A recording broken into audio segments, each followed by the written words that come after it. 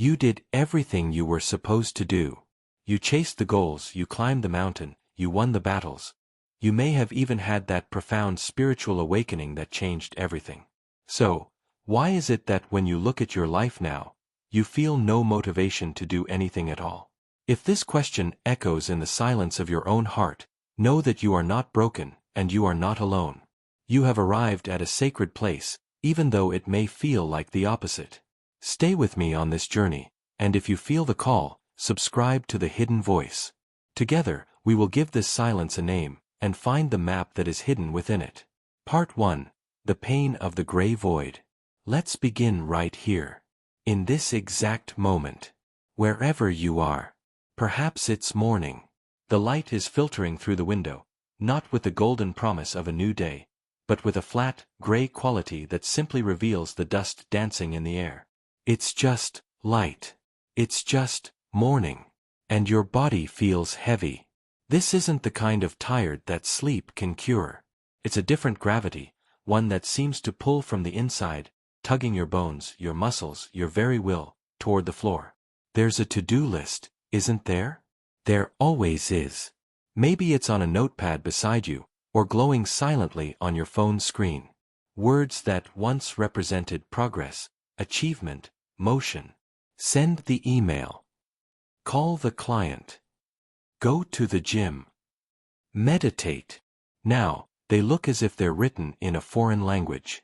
The letters are there, the cognitive meaning is there, but the electrical charge that turned them into action is gone. The circuit is cut. You look around. At the space you inhabit. You can see the artifacts of your success. The degree on the wall. The photograph from a trip that was supposed to be the peak of happiness. The object you desired for so long and finally bought. They sit there, quiet and inert. And instead of feeling the warmth of pride or fulfillment, you feel a strange separateness. As if you are looking at someone else's life. A museum of a past identity. You are the curator, the night watchman, but not the inhabitant. There is an invisible, yet impenetrable, sheet of glass between you and the world. You see people out there, hustling, laughing, striving, living their lives with a sense of urgency and purpose. And you watch them with a detached curiosity, like an anthropologist studying a tribe whose behavior you no longer understand. Their passion, their drama, their motivation. It seems loud. It seems unnecessary. And behind the stillness, underneath the apathy, there is a choir of whispering voices. The voice of guilt. I should be grateful. I have so much. What is wrong with me? The voice of fear. What if I stay this way forever? What if my fire has gone out for good? And the voice of confusion, the loudest of all. I worked so hard to get here. I did the shadow work, I read the books, I had the epiphanies. Wasn't this supposed to be the prize? Where is the joy? Where is the peace? This peace you feel is not the peace you were promised. The promised peace was vibrant, full of love and light. This peace is hollow.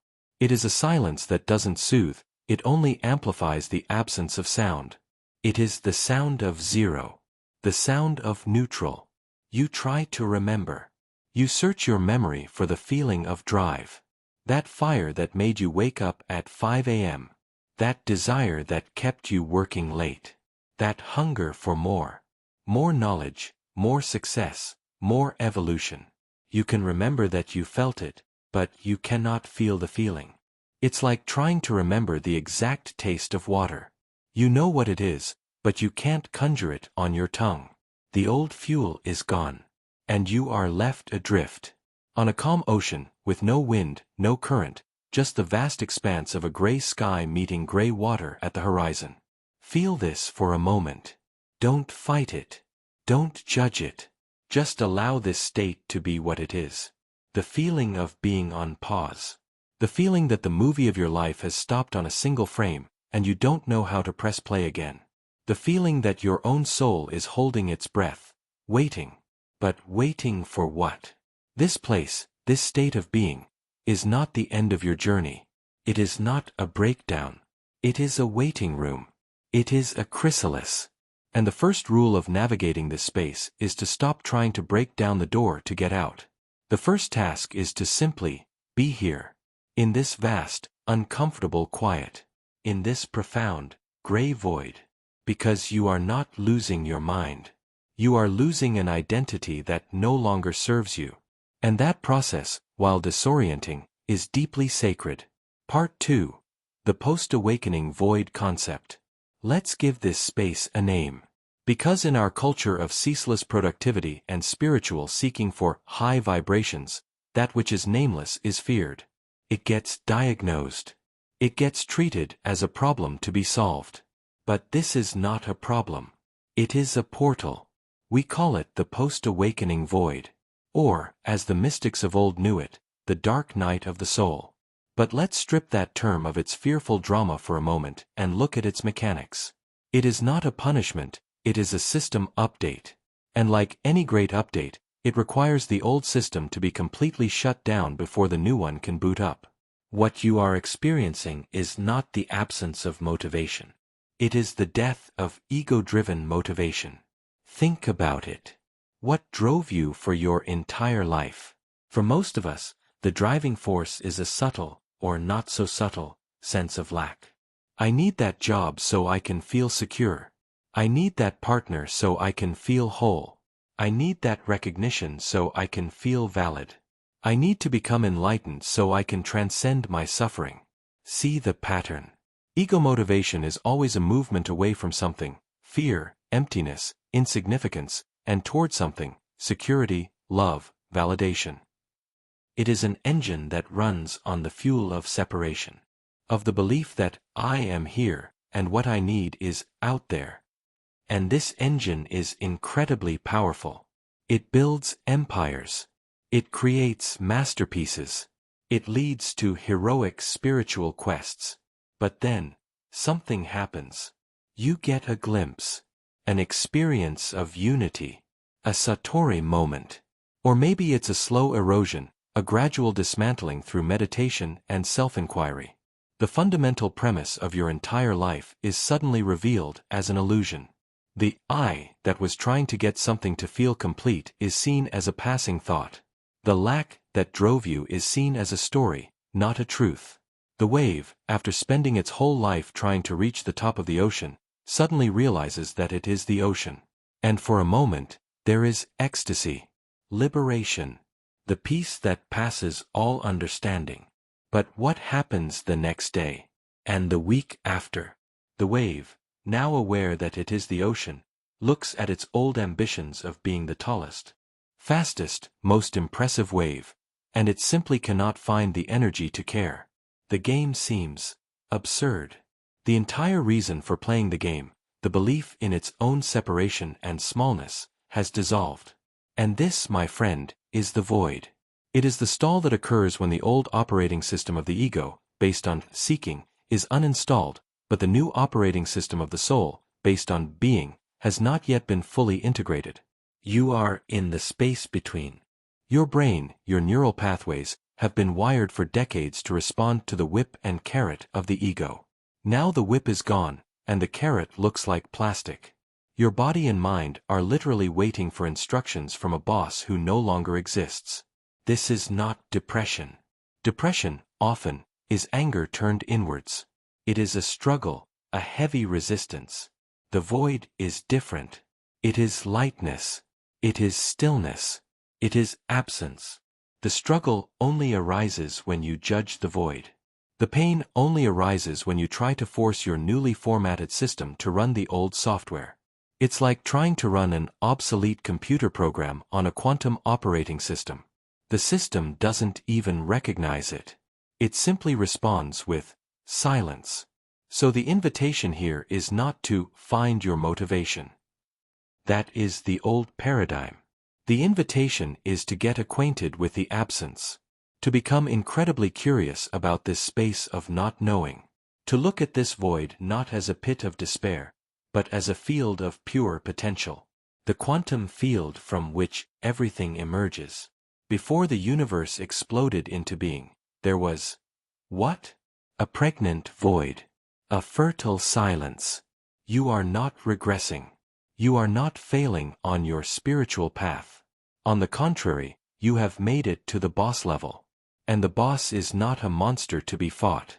It is an empty throne. And the challenge is to simply sit in it, and be still, and wait, and trust that from this silence, from this nothingness, a new kind of impulse will begin to stir. Not a doing that comes from lack, but a being that overflows from fullness. Not a motivation but an inspiration. Part 3. Making the void tangible. But this understanding cannot remain a beautiful concept. An intellectual idea, no matter how comforting, is just another artifact in the museum of your mind. To truly navigate this space, to understand its power, we must move from thinking about it to being with it. We must make it tangible. We must allow ourselves to touch the very fabric of this nothingness. So, for a moment, I invite you to join me in a small exercise of perception. Only if it feels right, and only if you are in a space where you can do so safely. If you are driving, please, just listen with your mind, but if you are seated, if you are still, perhaps you can allow your eyes to gently close. Take a breath. Not to change anything, not to achieve a state of calm. Simply to observe. Observe the air entering your body, and observe it leaving. An anchor to the present moment, the only moment that exists. And now, I want you to bring your awareness to the feeling we've been discussing. This lack of motivation. This sense of gray stillness. I want you to ask your body, with genuine, gentle curiosity, where do you live? Where, in the physical landscape of your being, does this void reside? Don't search with your mind. Your mind will tell you a story. Instead, search with your feeling sense. Let your awareness drift like a soft feather through your inner space. Does it live in your chest? Perhaps as a hollow ache? A sensation not of pressure, but of its opposite. A strange, cavernous emptiness right where the fire of passion used to burn. As if you could knock on your own sternum and hear a faint echo from a vast, empty hall. Or perhaps you feel it lower, in your solar plexus, in your gut. The place of will, of action, of get up and go. Maybe it's not a fire there, but a cool, placid lake. No ripples. No currents. Just stillness. A deep, almost unnerving calm where there once was a churning engine of ambition. When you think of your to-do list, does this space tighten in protest, or does it simply remain inert, unresponsive, refusing the command? Let your awareness drift into your hands and feet. The parts of you that do. The parts that build and grasp and walk forward. What do you feel there? Is there a lethargy? A feeling of being disconnected from them, as if the electrical wires that run from your will to your limbs are simply unplugged. Your hands might feel heavy, not with fatigue, but with pointlessness. Your feet might feel rooted, not in strength, but in an unwillingness to take another step on a path that no longer has a heart. Now, let's explore its qualities. Does this sensation have a temperature? For most, it is not hot with anger or cold with fear. It is neutral. A clinical coolness. The temperature of a room where nothing is happening. It is the temperature of pure observation. Does it have a weight? This is a paradox. For some, it is impossibly heavy, the gravity of a dying star, pinning you to your chair. For others, it is a strange and unsettling lightness, as if you've become untethered from the world, a ghost observing life, feeling nothing, weighing nothing. Which is it for you?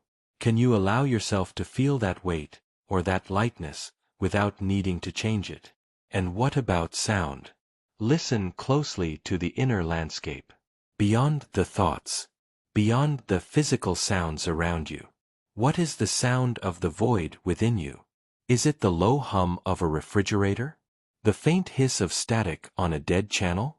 Or is it a silence so profound, so absolute, that it feels louder than any noise? A deep space silence that absorbs all thought, all desire, all panic before they can even fully form. Just be with this constellation of sensations. The location, the temperature, the weight, the sound. This is the signature of your void. This is your personal entry point. You are not trying to fix it. You are mapping it. You are becoming intimate with it. Now, for one final moment, I want you to try and remember the old energy. The energy of ego motivation. Try to conjure the feeling of striving. The frantic, hot, buzzing energy of ambition. The tightening in the jaw when a deadline approached. The desperate chase. Feel the quality of that energy. The friction. The noise. The heat. And now, come back to the cool, quiet, still sensation of the void. Feel the difference. One is the energy of a motor.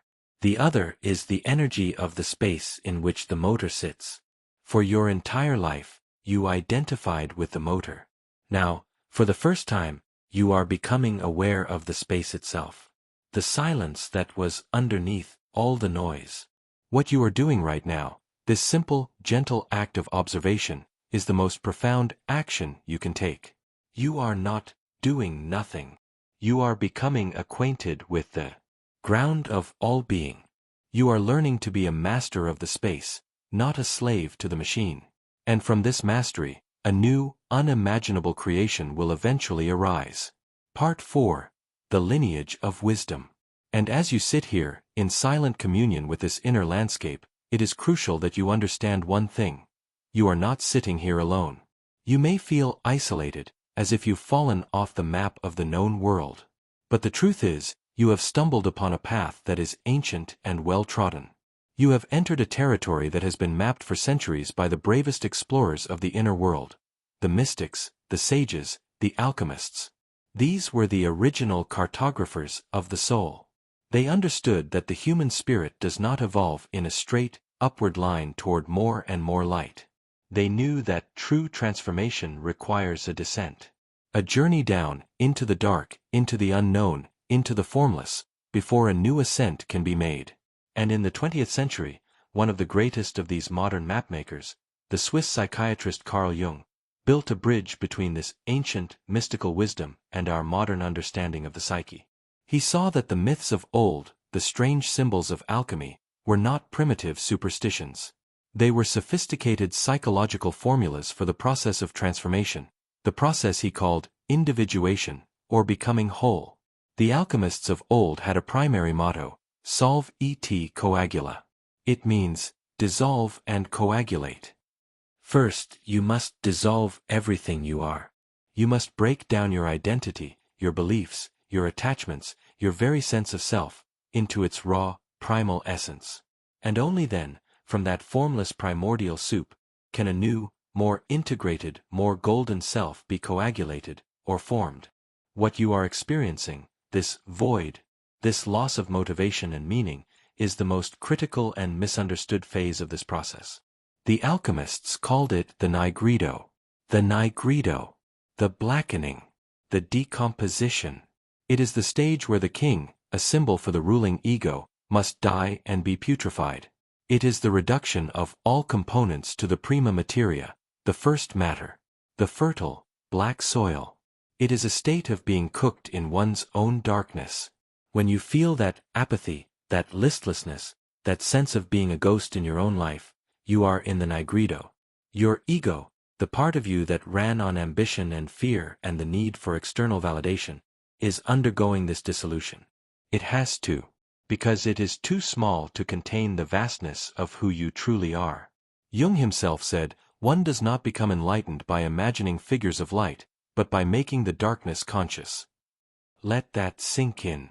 We are not transformed by constantly chasing positive feelings, high vibrations, or visions of light. We are transformed by turning around to face the darkness. And what is this darkness? It is not evil. It is simply that which is unknown, unconscious, unintegrated within us. Your void feels dark because your conscious mind, your ego, cannot comprehend it. It is an absence of the ego's familiar light. And so, the ego calls it darkness and fears it. But for the soul, this darkness is a sanctuary. It is a divine womb. It is the necessary pause. The fallow season for the field. When a farmer lets a field lie fallow, it might look from a distance like nothing is happening. It looks unproductive, dead. But the wise farmer knows that in this period of rest, the soil is replenishing its nutrients. Microbes are at work in the dark, creating the rich fertility from which the next, more abundant harvest will spring. You are that field. The intense farming of your past, the constant striving, doing, achieving, has depleted your soil. Your soul has now initiated a necessary fallow season. The feeling of no motivation is the sign that this sacred process is working. It is the sign that you are being prevented from planting the same old seeds of ego in the exhausted soil. So when the voice of guilt whispers, "You should be doing something," you can now answer with a deeper wisdom. No. I am in the nigredo. I am in the sacred dark. I am being unmade, so that I can be reborn as something truer. You are not broken. You are in the crucible. And the fire is not meant to destroy you, but to purify you, leaving only the indestructible gold of your true self. Part 5. The Parable of the Architect. Sometimes, to understand our own journey, we need to see it reflected in a story, a myth, a parable. So let us imagine for a moment a man. We will call him the architect. And in many ways, his story is your story. The architect began his life with a singular, burning vision.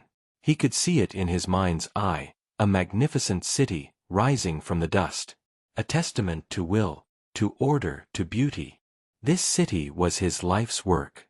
It was his purpose, his obsession, his very identity. In the beginning, he worked with raw earth and stone. The early days were a struggle. He had to learn the language of the materials, the physics of stress and support, the mathematics of form. Every ounce of his energy was dedicated to this task. His motivation was the vision of the completed city. The skyline that existed only in his head was the fuel that warmed him on cold nights and drove him from his bed before the dawn. He drew blueprints until his fingers were stained with ink. The lines were sharp, precise, filled with intention. Every building, every street, every plaza, was designed for a purpose. This building would be for commerce, a humming hive of activity. That one for knowledge, a quiet library of stone. Another for living, with windows that would catch the morning sun. This was the energy of striving, of lack, of moving toward something. The city was not yet built, and its absence was the engine of its creation. Years passed. Decades. The architect became a master of his craft. The foundations were laid, deep and strong. The first towers began to pierce the clouds. He managed vast teams, orchestrated complex schedules, solved impossible problems. He poured his life force, his very blood and sweat, into the concrete and steel. He sacrificed relationships, hobbies, moments of quiet reflection, all for the sake of the city. He was the motor, the driving wheel behind it all. And he was celebrated for it. His identity became fused with his creation. He was the architect, the builder of the magnificent city. And then, one day it was finished. The final spire was placed. The last pane of glass was polished. The great avenues were opened, and life poured in, just as he had planned. The city was a masterpiece. It was more glorious than even his original vision. It hummed with life, with purpose, with the very energy he had imbued it with. On the evening of its completion, the architect took the elevator to the penthouse of the tallest tower, a home he had designed for himself. From here, he could see everything. Every light. Every moving car. Every perfectly orchestrated detail of his life's work, spread out before him like a galaxy of his own making. This was the moment. The culmination. The pinnacle of his existence. All the striving, all the sacrifice, had led to this view. He had arrived. And as he stood there, watching the pulse of his creation, a feeling began to rise within him. It was not joy. It was not pride. It was not fulfillment. It was nothing. A profound, hollow, aching silence. He looked at the perfect city, and he felt completely, utterly, and terrifyingly empty. The vision that had pulled him forward for 50 years was no longer out there. It was here. And with its arrival, The fuel was spent. The engine of striving shuddered to a halt. He was now defined not by the building of the city, but by the city itself. And he found he had no idea how to simply live in it. The next morning, he woke up, and there were no blueprints to draw. There were no problems to solve. There were no teams to direct. His to-do list was blank. He looked out the window at the vibrant streets below, and the energy, the motivation of the people seemed alien to him. The city was alive, but its creator felt like a ghost haunting its highest floor. His whole life had been about the journey to the destination. Now that he was here, he was lost. He hadn't just built a city, he had built an identity. And the completion of the city was the death of that identity. The architect, the builder, was no more. He was now just a man. A man in a room, with no motivation to do anything at all. This is the parable of your own awakening. Your city might be your career, your family, your financial success. It might even be your spiritual progress, the intricate cathedral of knowledge and experiences you have built. You dedicated your life to constructing it. And now you stand in the penthouse, surveying your creation, and you feel the void. The architect's great error was believing that the fulfillment was in the finished city. He didn't realize that the city was just the stage, the crucible, designed for the sole purpose of transforming him. The point was never the city. The point was the death of the architect who needed to build it to feel worthy. And his first challenge, and yours, is not to try and start building a new city. It is to learn to endure the silence of the penthouse. To sit in the empty room at the top of the world and simply be. To let the ghost of the old identity fade, and to wait, with patience and courage, for the true resident of that penthouse, the one who doesn't need to build anything to know its own value, to finally awaken. Part 6. The Pivot.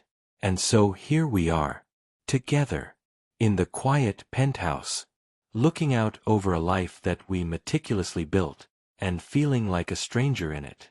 If this story of the architect resonates in your bones, if you feel that echo of a finished project and a lost purpose, then I want to invite you again to solidify your place in this conversation. This channel, The Hidden Voice, exists for this very reason. It is a gathering place for the architects. A community for those who have completed the old game and are brave enough to sit in the silence that follows. By subscribing, by engaging, you are not just consuming content. You are raising your hand in the quiet of the cosmos and saying, I am here too. I am in this passage. And you are helping to create a beacon for others who are stumbling through the dark, feeling lost and alone.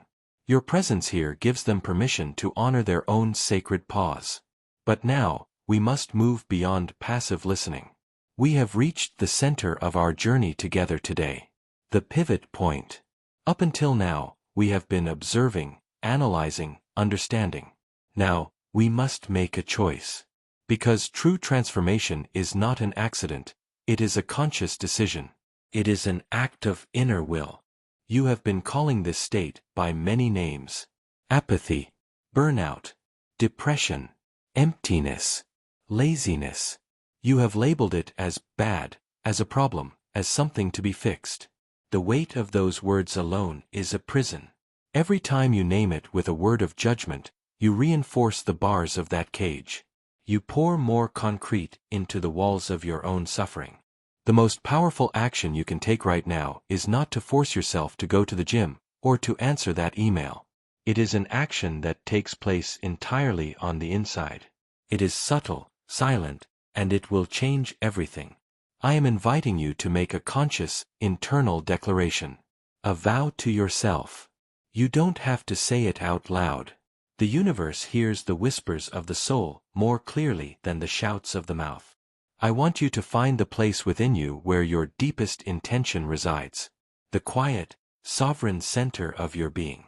And from that place, I invite you to make this pivot. To make this declaration. Take a breath. And as you release it, silently, or aloud if you wish, make this commitment. From this moment on, I will no longer call this state apathy or emptiness. I will call it the sacred pause. I will no longer name it a lack of motivation. I will name it the fallow ground. I will stop seeing it as a problem to be solved, and I will begin to treat it as a presence to be honored. Feel the shift in that. Let's say it again, internally. Let it wash over the old stories. This is not a void. This is a womb. This is not an ending. This is the holy space before the true beginning. I will stop fighting the stillness. I will stop judging the silence. I will give it my trust. I will give it my curiosity. I will lay down my weapons, my plans, my frantic need to know what's next, and I will simply be here. I am the architect who has laid down his tools, and I will now learn to live in the city I have built, not as its creator, but as a humble, curious resident, waiting to discover its true purpose. Feel the energy of that declaration. It is not an act of surrender in defeat. It is an act of sovereign surrender to a higher intelligence, to the wisdom of your own soul. You are aligning yourself with the process, not fighting it. You are turning the enemy you have been battling into your most profound guide. This vow is your anchor.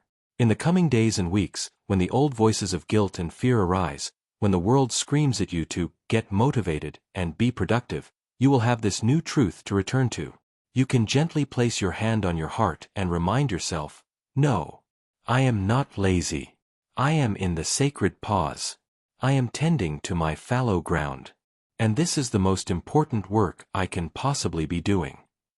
This is your pivot. This is the moment the student stops fighting the master and begins to listen. This is the moment the war ends, and the quiet integration can truly begin. Part 7. From Push to Pull. You have made the declaration. You have renamed the void into the sacred pause. You have ended the inner war.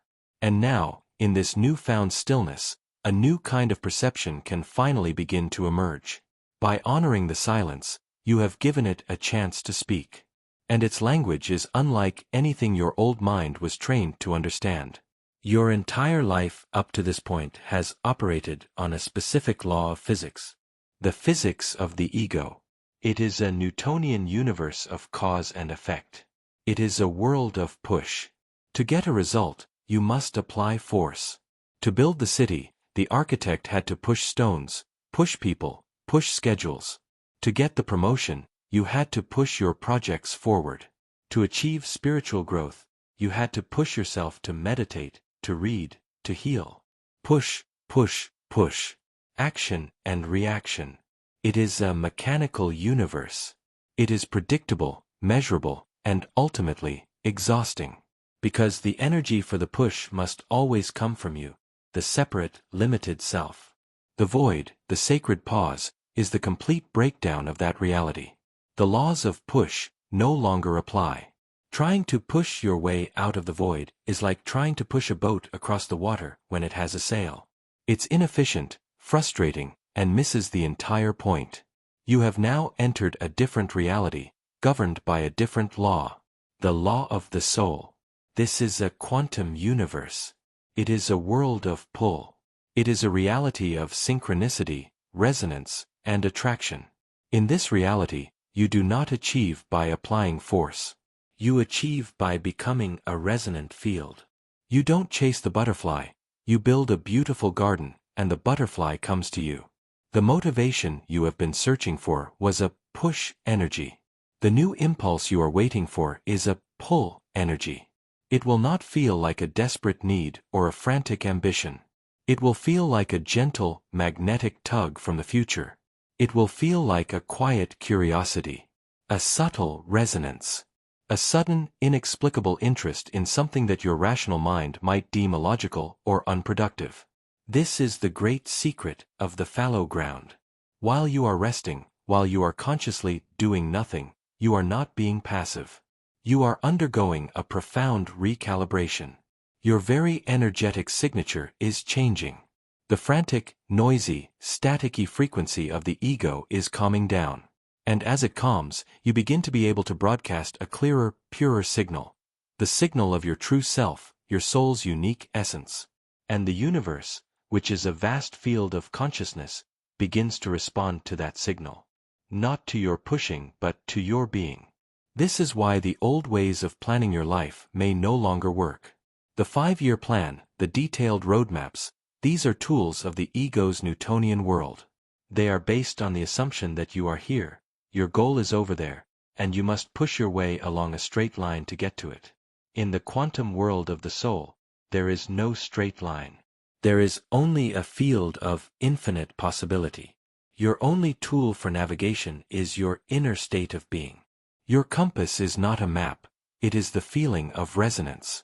The path forward is not revealed in a grand vision, but in the very next step, which will be illuminated by a quiet sense of, "This feels right," or, "I am strangely curious about this." Think of the architect in his penthouse. If he tried to force a new 10-year plan, he would fail. He would be using the old tools to build a city he no longer wants. But what if, one day, sitting in the silence, he felt a subtle pull to go down to the street? No reason, just a tug. And on the street, he sees a child crying. He feels another pull, an impulse of compassion, and he kneels down to help. In that moment of simple, uncalculated human connection, he feels more alive than he did in a decade of building skyscrapers. That feeling is the new compass. That is the universe pulling him, not him pushing it.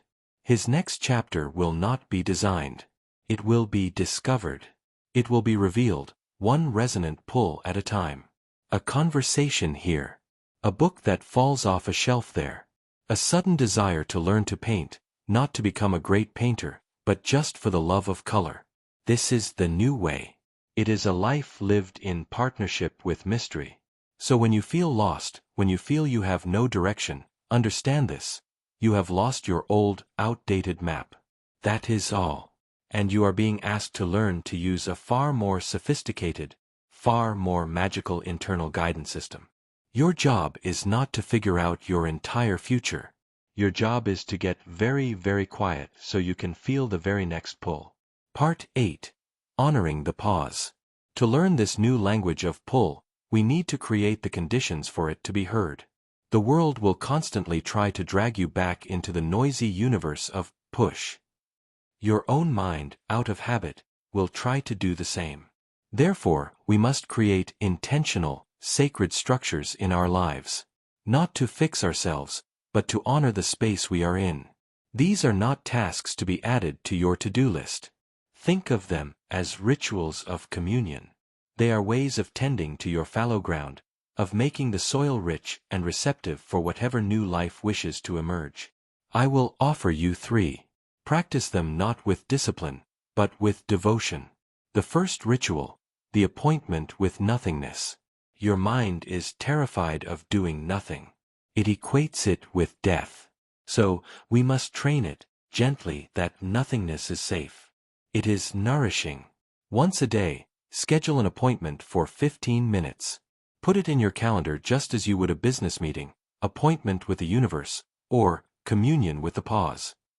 This is non-negotiable time. When the time comes, you go to a quiet place. You can sit, you can lie down. And for those 15 minutes, your only job is to do nothing. This is not meditation in the traditional sense. You are not trying to clear your mind or watch your breath, unless that happens naturally. If you want to stare at a crack in the ceiling, you do that. If you want to watch the clouds, you do that. If thoughts race, you let them race without grabbing onto them.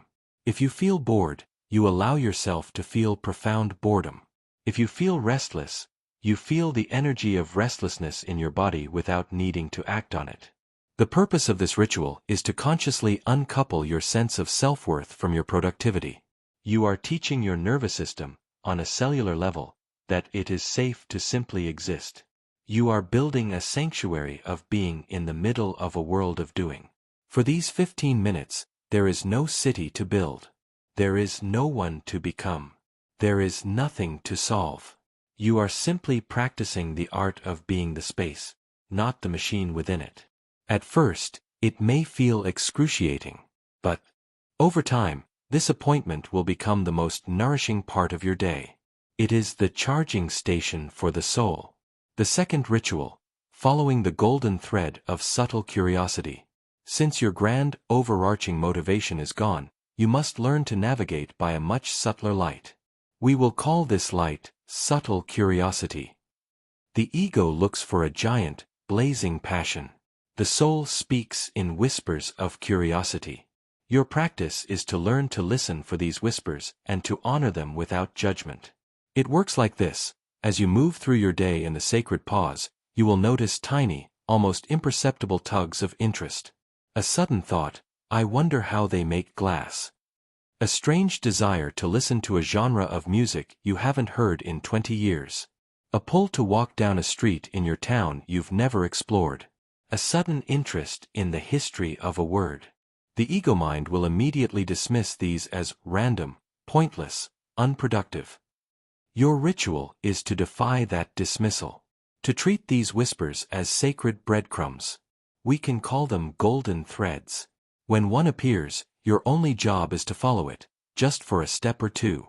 You don't need to enroll in a glassblowing course. Just spend 5 minutes watching a YouTube video about it. You don't need to become a music historian. Just play the song. You don't need a reason to walk down the new street. Just walk. What you are doing is training yourself to follow the new compass of pull energy. You are building a pathway of trust with your soul.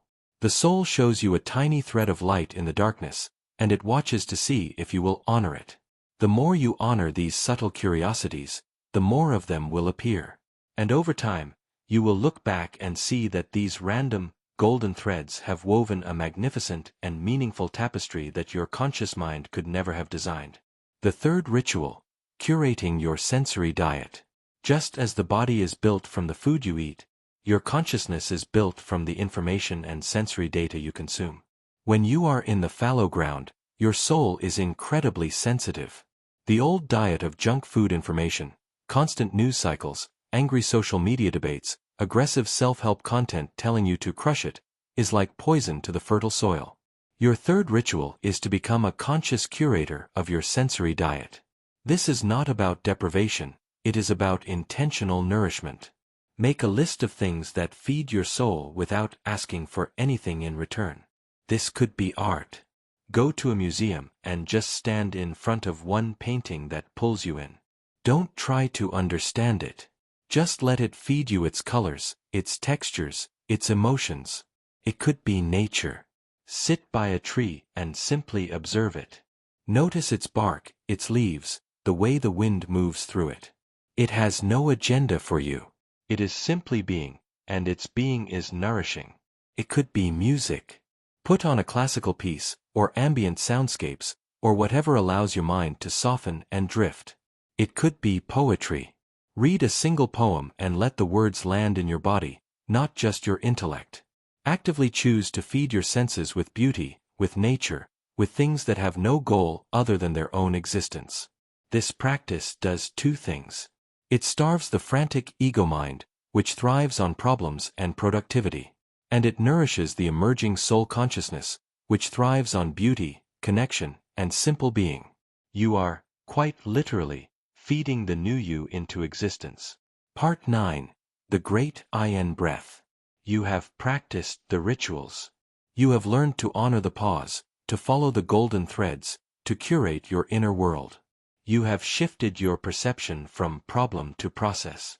And now, we must take one final step outward in our understanding, before we take the final step inward to the heart of it all. We must zoom out, far beyond your personal story, beyond even the human story, to see the true nature of the energy you are participating in. Think of the ocean tide. For years, you lived your life as a crashing wave. A powerful, energetic force moving toward the shore. All of your focus, all of your identity, was on that forward momentum. The surge. The push. The arrival. That was what you called life. That was motivation. The void, the sacred pause, is the tide pulling back. It is the great withdrawal. The water recedes from the shore, exposing the seabed, the rocks, the hidden life that was always there, unseen beneath the churn. From the perspective of the shore, it looks like loss. It looks like emptiness. It looks like the ocean is disappearing. But is it? No. The water has not vanished. It has simply been recalled. It is gathering itself into the vast, deep body of the ocean. It is consolidating. It is resting. It is returning to its source, not because it failed, but because it is part of an immense, natural rhythm. The shore is meant to be exposed for a time.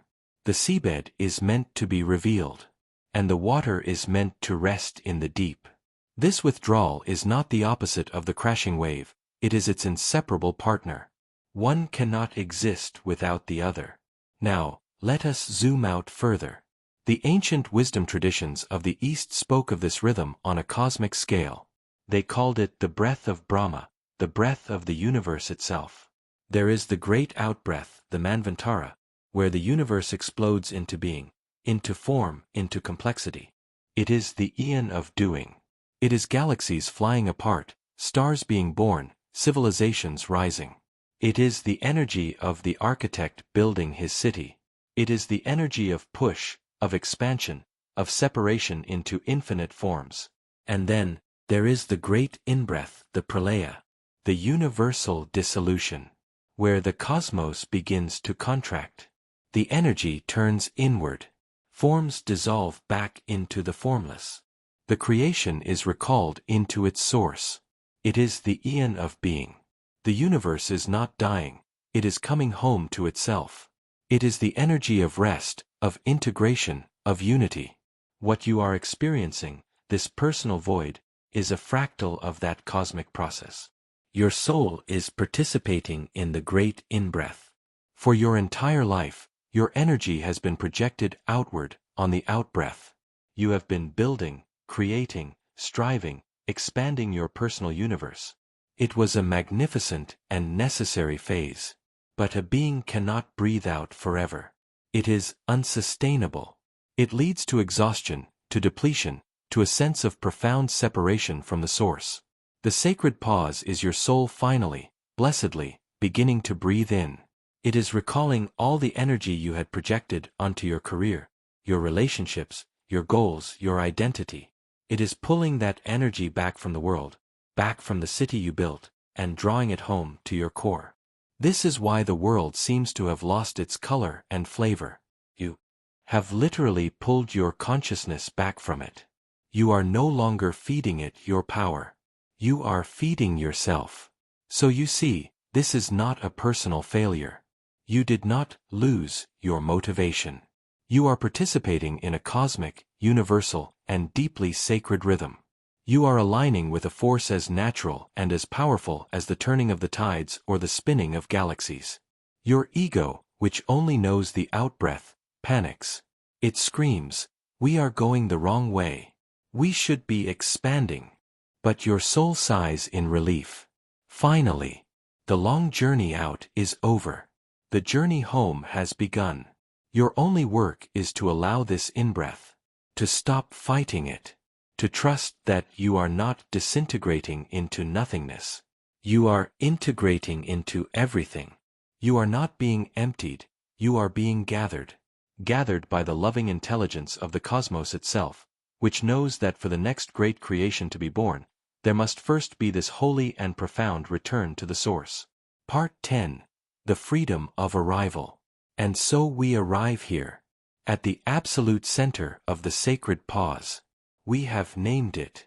We have understood its mechanics. We have honored it with ritual. We have seen its reflection in the grand cosmic dance. And now, there is nothing left to do. Nothing left to understand. There is only one final movement to be made, the movement of total surrender. The final, quiet release into the heart of the experience itself. Bring your awareness back into your body, right now.